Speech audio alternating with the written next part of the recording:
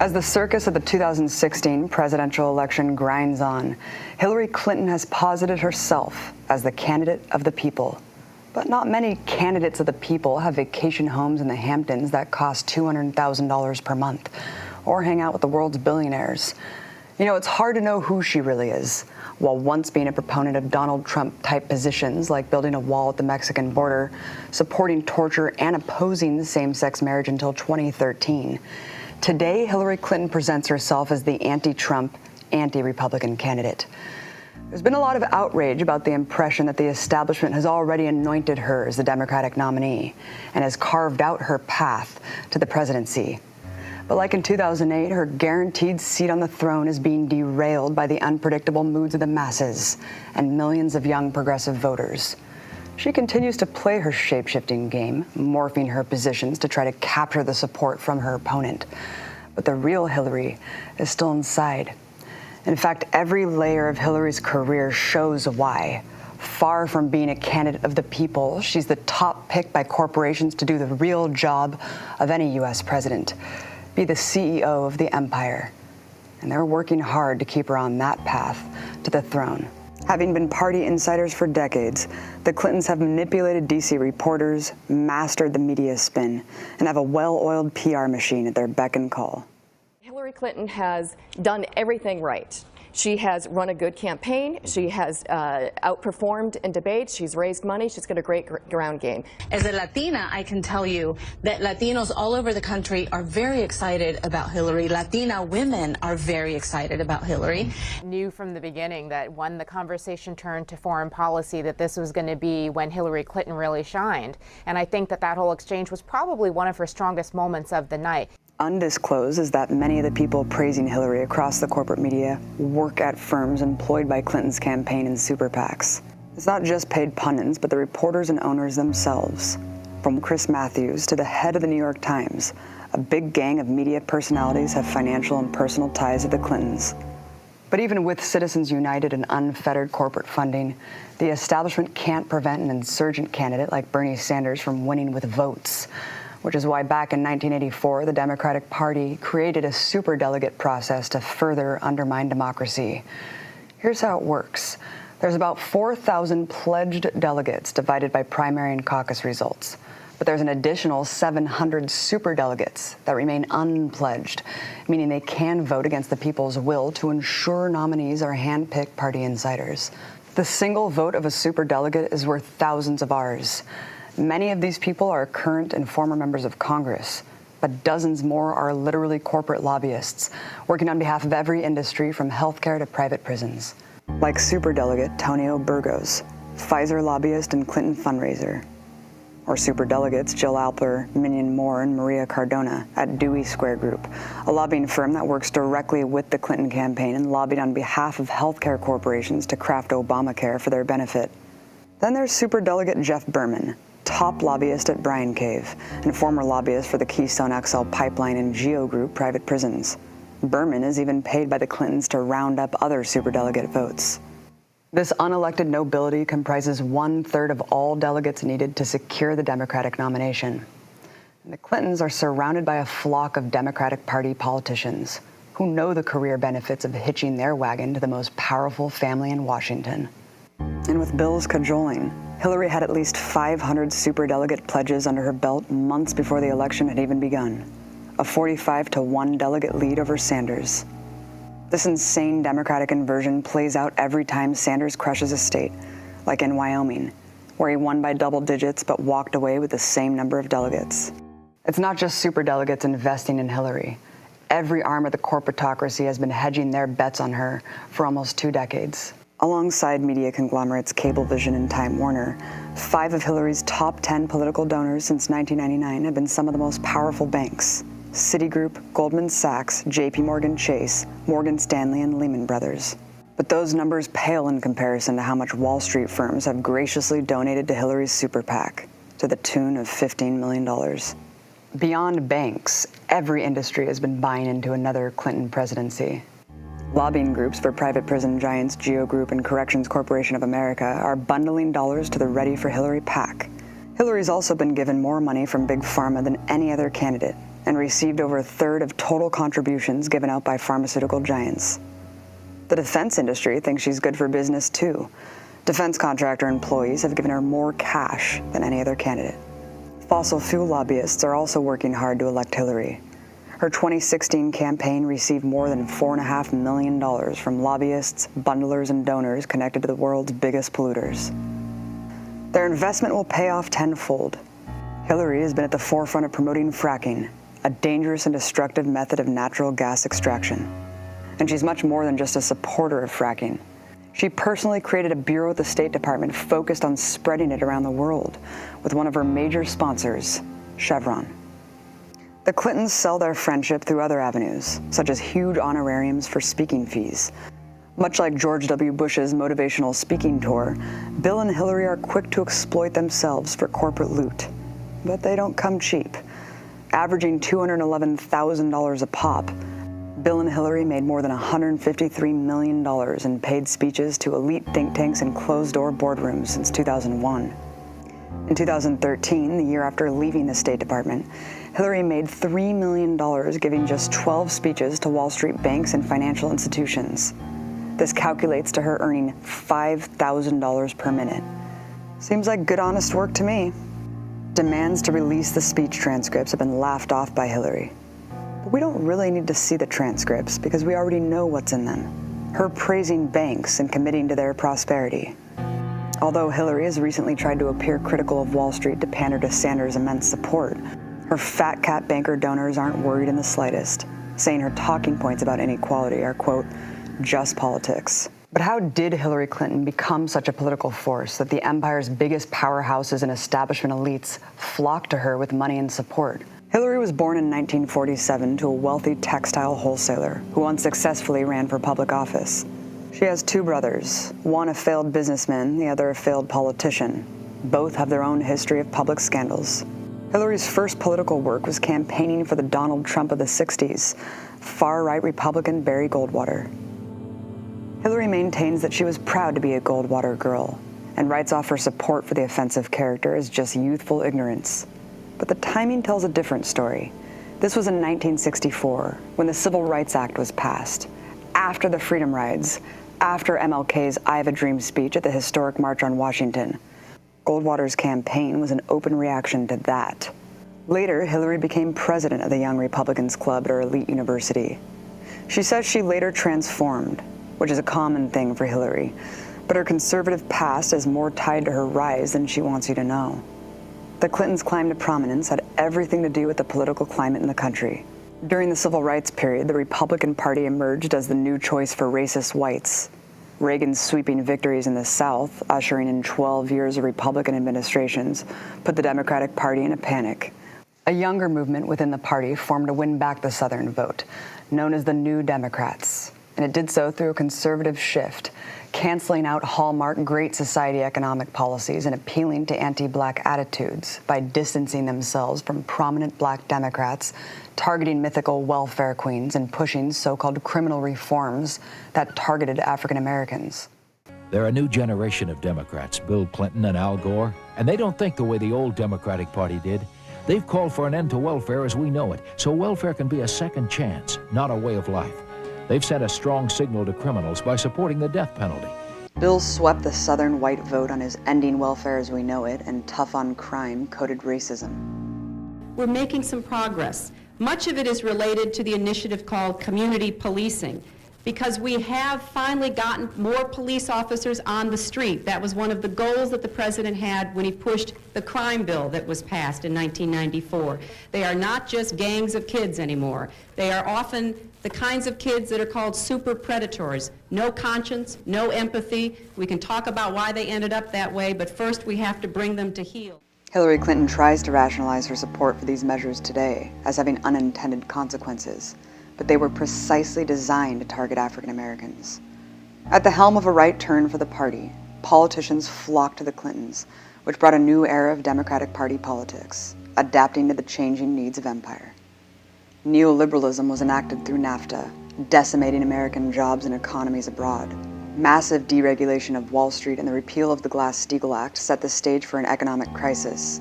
Clinton's crime bill exploded our shameful era of mass incarceration. When the Clintons left the White House in 1999, their rise to political powerhouses was really just the beginning, despite Bill's numerous sexual harassment cases. With the plan to put Hillary in the Oval Office next, they moved to their new home state of New York, where Hillary became a senator the following year. While wealthy, the Clintons had nowhere near the money they have today. On their 1999 tax returns, they made less than $500,000. But by 2014, they were making more than 50 times that amount, reporting over $28 million in income. And that only scratches the surface of the cash supplies they've amassed. While Hillary went to work crafting a presidential resume in the Senate, Bill capitalized on his new super elite status as a former president. And the Clintons' way of cashing in on that access was by exploiting misery and disaster. In 2001, in response to a major earthquake in India, the Clintons joined the heads of Goldman Sachs and Citibank and embarked on a false philanthropy model that would define their Clinton Foundation. These development and relief charities act as an insertion needle for Western business. For example, some of the Clinton Foundation's so-called development projects in India, Africa, and Central America include forming for-profit farming corporations that exploit small farmers.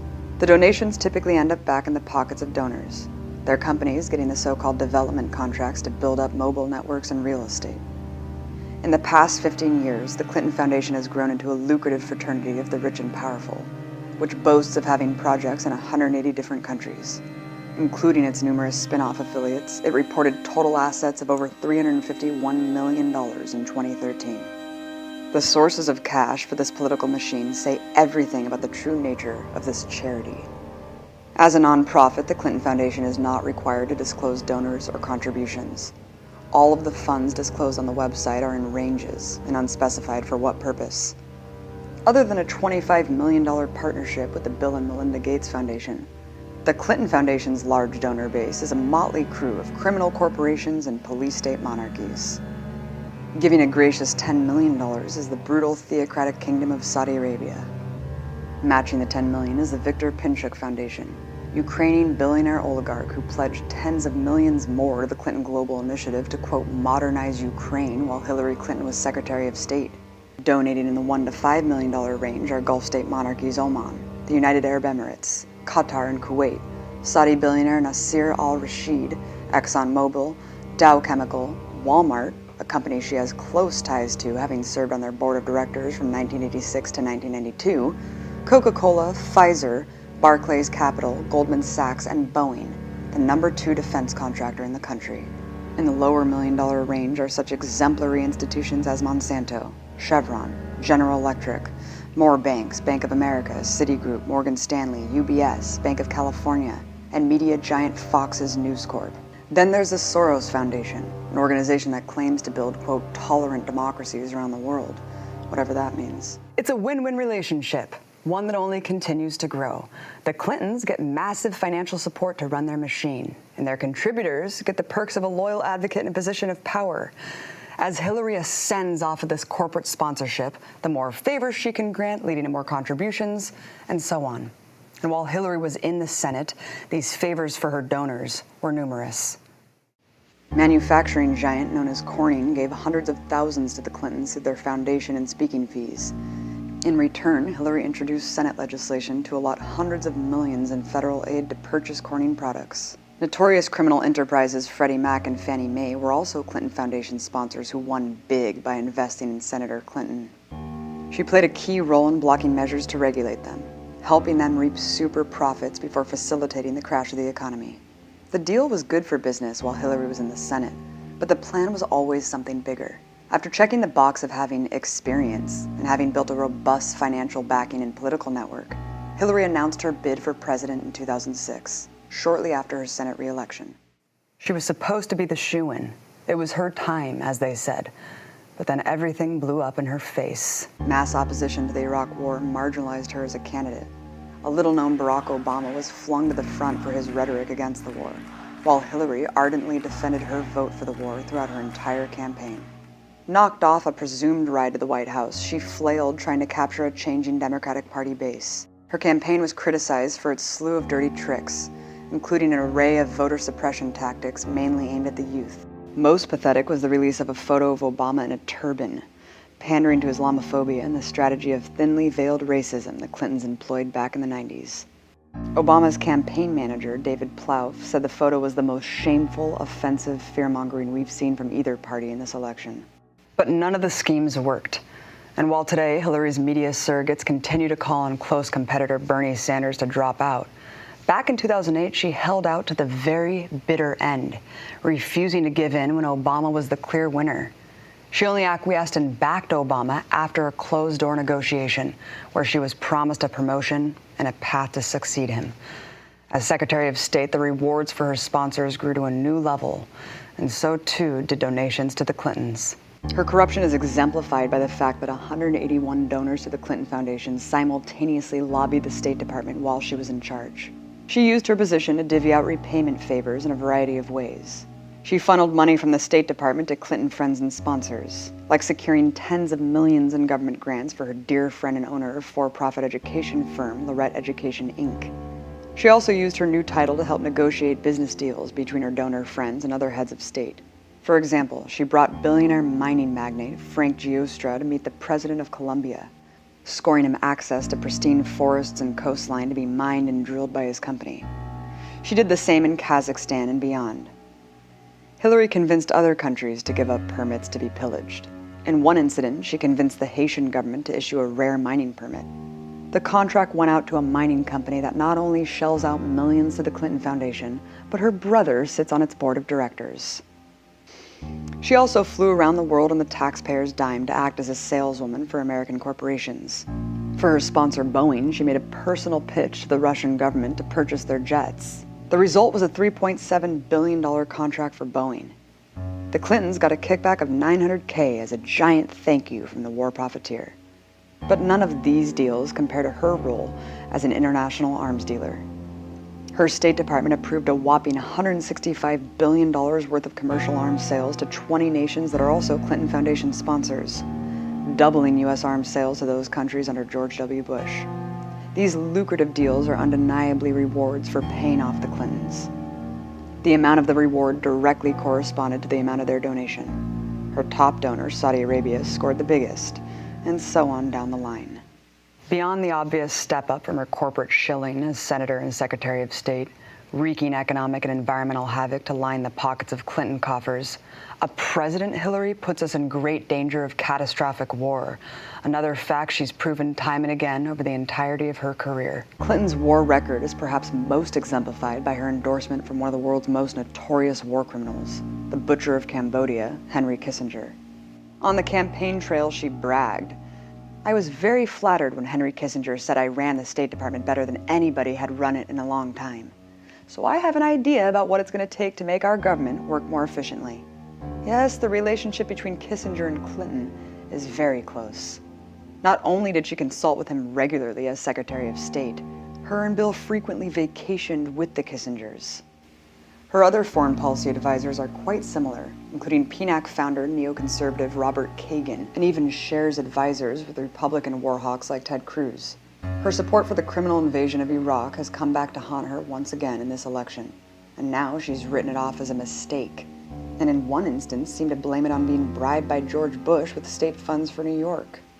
So I'm sitting there in the Oval Office, and Bush says to me, "What do you need?" I said, "I need $20 billion to rebuild, New York." He said, "You got it." And he was good to his word. But she didn't just vote for the war. She was a key advocate of it, leading a right-wing minority among Democratic Party Congress members that favored the invasion over the old tactics of empire's domination. She called for, quote, unequivocal support for Bush's firm leadership and decisive action. She spread the lie that Iraq was in violation of UN resolutions, despite the actual weapons inspectors arguing the contrary, and continued to assert Iraq had WMDs despite it being, by that time, thoroughly debunked. As the U.S. and Iraqi body count grew and complete disaster ensued, Hillary still went around the country asserting that she had no regrets giving Bush total authority to invade and occupy Iraq. In 2007, she voted to give Bush the same authority again, with a blank check to attack Iran by trying to label their military a terrorist organization, a move rejected even by pro-war Democrats. Today, Joe Lieberman, who authored the Iraq resolution, has authored another resolution, and it is essentially a fig leaf to let George Bush go to war with Iran. And I want to congratulate Biden for voting against it, Dodd for voting against it, and I'm ashamed of you, Hillary, for voting for it. You're not going to get another shot at this, because what's happened, if this war ensues, we invade and they're looking for an excuse to do it. And Obama was not even there to vote. Senator Clinton, I want to give you a chance to respond. In 2008, Senator Clinton made the chilling and completely repulsive admission that if president, she would not rule out using nuclear weapons on Afghanistan and Pakistan. After her promotion to Secretary of State, she boldly planted a flag in the Obama administration to establish the Hillary Doctrine. According to The Nation, 24 current and former administration officials, foreign diplomats, friends, and outside analysts described Mrs. Clinton as almost always the advocate of the most aggressive actions considered by Mr. Obama's national security team. Of course, she joined Obama in creating and leading terrible affronts to human life and rights, like the murderous drone campaign in Pakistan, Yemen, and Somalia. The program's mass civilian casualties, she says, she takes with a grain of salt. However, on other issues, she took the lead, showing how she would steer the empire's ship as she aimed for the presidency. In her book, she brags about her lead role backing the 2009 coup of the democratically elected leader in Honduras, further plunging the country into violence and instability. Also that year, when it was long clear that the Afghanistan war was an endless, unwinnable crisis, she lobbied to send far more troops in Obama's blood-soaked troop surge. When it was time to keep the promise of bringing those troops home, then Secretary of Defense Robert Gates says that Hillary argued forcefully against withdrawing the surge troops. She continues to advocate a never-ending U.S. occupation there. The same thing happened when it came to Iraq. Hillary led a minority that tried to convince Obama to leave thousands more American combat troops there, permanently. Today, she's to the right of Obama in Iraq yet again, advocating for even more U.S. troops and more combat. Then came what has been dubbed Hillary's War, a move Obama recently admitted was his biggest mistake.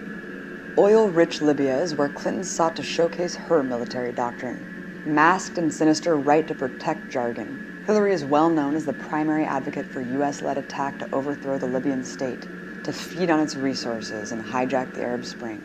We came, we saw, he died. She laughed about an African leader being lynched on television, his country tossed into an era of unimaginable pain. Right afterward, what everyone predicted happened. Strife from a shattered state, decimated infrastructure, and U.S. armed rebel fighters has turned Libya into a new bastion for ISIS. The scandal of Benghazi isn't that Hillary allowed Americans to die, but that those Americans were there funneling weapons to extremists in a country she had just helped destroy. And what did Hillary take away from the incident? That there should have been more American troops. We have learned the hard way, when America is absent, especially from unstable places, there are consequences. Yeah, I don't think it was because America was absent, but because they had just carpet-bombed the country and injected its entire government. And on Syria, she's led the push for war from the beginning. She personally joined the shame general David Petraeus in creating the CIA-led Friends of Syria insurgency. She was among the first and most forceful in pushing for a no-fly zone to overthrow the Syrian state. Even as recently as 2015, she had a high-profile break with Obama over the issue, and even in recent debates had to continue to advocate for it. A no-fly zone means war. It means U.S. bombing of all Syrian anti-aircraft defense systems, and much more. It would undoubtedly trigger a broader regional conflict involving nuclear powers. When it comes to Israel, she has rebuked Obama on the most mild criticisms of Israeli war crimes, and vows to give the occupation more aid than any other candidate. But the biggest apparent danger of a regime under the Hillary Doctrine is the risk of new U.S. wars. If Hillary was a proud leader of what's accepted as the biggest foreign policy catastrophes of both the Bush and Obama administrations, What else should be expected of a Hillary administration? Well, one little discussed threat posed by a Hillary presidency is that she spent her time in office paving the way for war with Iran. When asked in a recent Democratic debate what enemy she was most proud to have, she answered, the Iranians.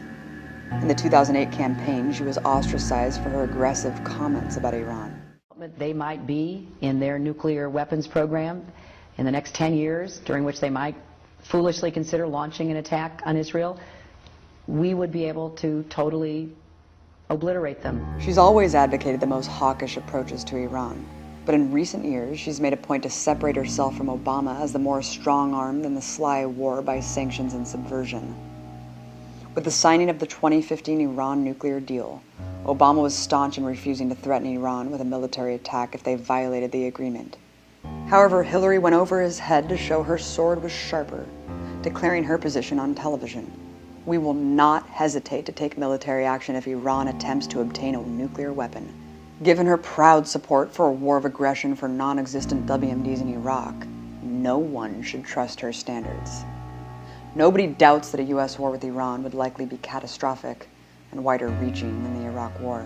This great danger facing the lives of countless people around the world should never be understated. But it's not just Iran. In every part of the world, from Latin America to Asia, Hillary Clinton has made clear that she will choose the path of death and destruction every time, no matter the consequences. We know they're going to use fear of the Republican nominee to pressure everyone into supporting her. They don't want us to know that we can and we should fight both sides. And as a woman, I completely reject Hillary's brand of bourgeois feminism because it leaves out millions of immigrant women, poor women, and the women under her bombs around the world.